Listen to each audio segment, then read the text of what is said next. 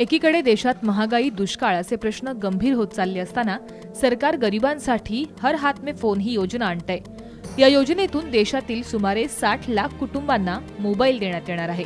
तसंच 200 मिनिटांचा मोफत टॉक टाइमही दिला जाणार आहे। या योजनेमुळे केंद्राच्या तिजोरीवर तब्बल 7,000 कोटींचा भार पडणार आहे।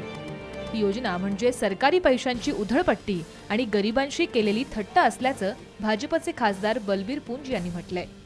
It is just a very cheap effort to divert people's attention from their real problem to a झुंझुना, a toy which the government has promised the poor. या योजनेत भ्रष्टाचार होऊ शकतो असंही पुंज म्हणाले। There is not even a single scheme which the UPA 1 or 2 has brought out and which is not leaking of corruption.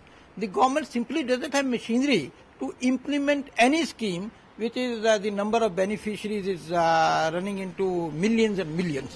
दरम्यान भाजपचे ज्येष्ठ नेते व्यंकय्या नायडू यांनी सरकारवर टीकेची झोड उठवली आहे। अशा योजना आणण्यापेक्षा गरिबी आणि बेरोजगारी या प्रश्नाकडे केंद्र सरकारनं लक्ष द्यावं असा टोला त्यांनी मारला।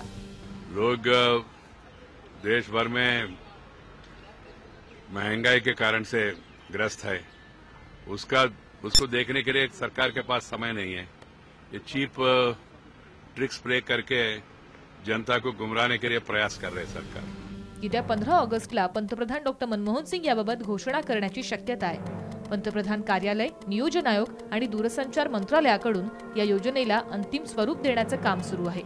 दूरसंचार खातं 10 ऑगस्टला याबाबतचा अहवाल केंद्र सरकारला देणार आहे। खासगी सहभागातून ही योजना राबवली जाणार असल्याची चर्चा आहे। या योजनेतील खर्चाचा 50% वाटा सरकार उचलणार असून उर्वरित खर्चाचा भार या योजनेअंतर्गत सेवा पुरवणाऱ्या खासगी कंपन्यांना उचलावा लागणार आहे।